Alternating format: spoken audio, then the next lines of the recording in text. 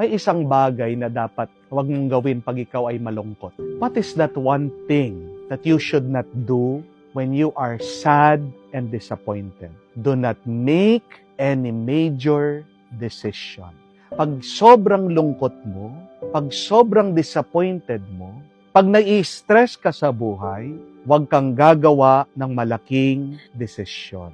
Amen? Because when you are at the lowest in your life, and if you make a major decision, you will choose the wrong thing. Halimbawa, pag gutom ka, huwag kang mamimili magro-grocery. Why? Because you will pick the wrong thing. Amen? Pag desperado ka, wala kang trabaho, huwag kang magja-job hunting. Amen? Dahil, pag wala kang choice, merong binigay na trabaho sa'yo, kahit na pangit ang trabaho, kahit hindi mo kaya, o kahit mababa ang sweldo, kukunin mo. Amen? Pag broken-hearted ka, huwag kang maghahanap na magmamahal sa'yo. Hindi po ba? Bakit? Because you will choose the wrong person. Nagtatanong ang marami, Father, may girlfriend ka ba?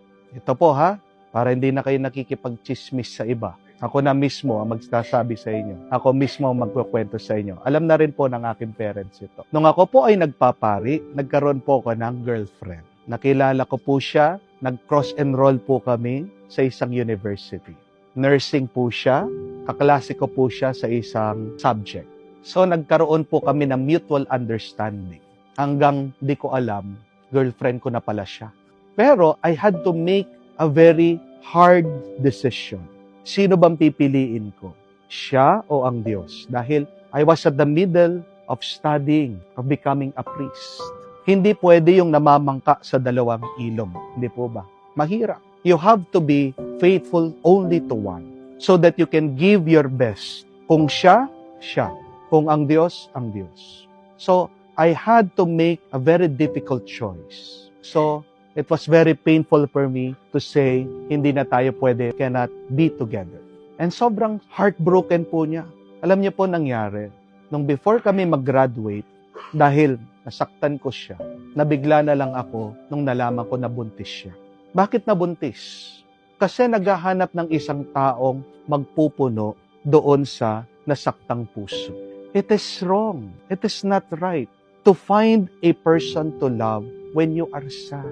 That is why the very important question now is, what to do when we are sad and disappointed? Tatlong bagay lang po. Very simple things. Number one, walk. Maglakad ka. Yan yung ginawa ng mga disciples ni Jesus. They were walking. And what does walking means? Lumabas ka sa kwarto. Napakarami pong tao, pag malungkot, anong ginagawa? Nagkukulong sa loob ng kwarto. Amen? But that is wrong. When you close yourself in the room, lalong-lalo na pag pinatay mong ilaw, lalo ka madidepress. What you need to do is, you go out. You breathe fresh air. Walk. Ibig sabihin, you stretch. You exercise. And that is scientifically proven po. That when you warm up your bodies, when you exercise your bodies, you will feel good. Amen? Huwag kang magkukulong pag ikaw ay malungkot. At ang mabuting balita, pag malungkot ka, lumabas ka, ano ang sabi sa Ebanghelyo? Makakatagpo mo ang Panginoon. Yes, the Lord enters closed doors. But remember this, the Lord meets us on our way. The Lord is there journeying with us. Kaya nga, fight the temptation when you are sad to close yourself, open yourself, go out, and Jesus will meet you. That is the first one. Lumabas, maglakad. Pangalawa, talk. Narinig nyo naman po sa ating ebanghelyo. Malungkot, sinamahan ng Panginoon, naglalakbay yung dalawa. Tinanong sila, saan kayo papunta? Ano bang naranasan nyo? Nagkwento sila. Jesus allowed them to talk. Because remember, there is healing in talking. Pag ikaw ay nasugat sa iyong katawan, madali lang maghilom yan, basta pabayaan mo. Pero alam niyo pong mahirap na pagpapagaling, mahirap nagpapapabuti. Yung sugat ng puso, yung sugat ng loob, yung sugat na hindi natin nakikita. And how do you heal that? You heal that by opening yourself. You talk.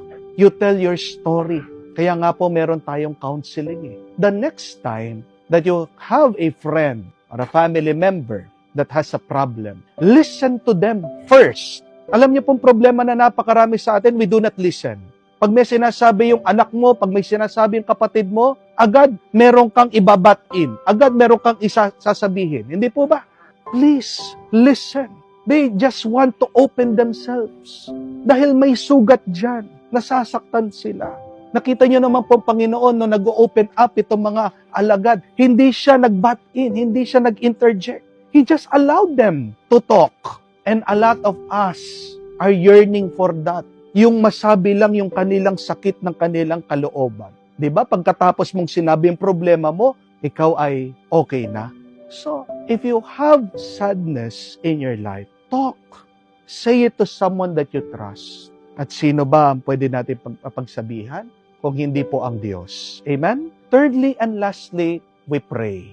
After walking, after talking, anong ginawa nila? Sama-sama daw sila, salo-salo, breaking bread. That is the Eucharist. Nagdasal. At nung sama-sama sila, kasama nila ang ating Panginoon.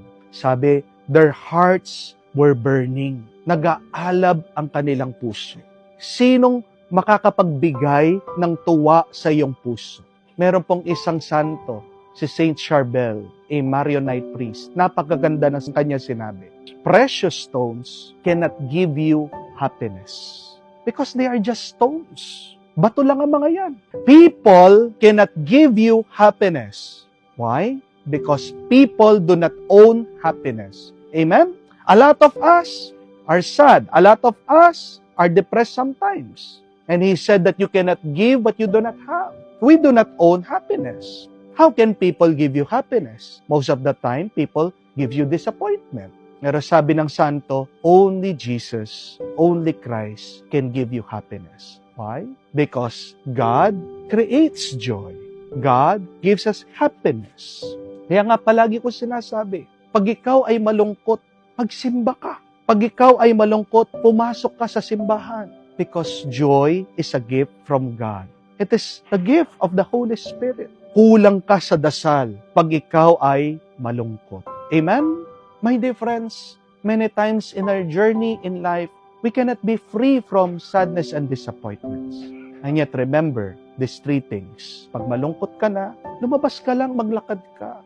Pag disappointed ka, buksan mo lang ang iyong sarili. Mag-open up ka, mag-share ka sa iyong sarili. Pero pangatlo, huwag mong kalimutan, ang palaging nakikinig sa iyo ay ang Diyos. Ang Diyos na makakapagbigay sa iyo ng tuwa. That is why, always pray, magdasal ka. Buksan mo ang iyong isip sa Diyos, buksan mo ang iyong puso sa Diyos, at tanggapin mo muli ang tuwa galing sa Diyos.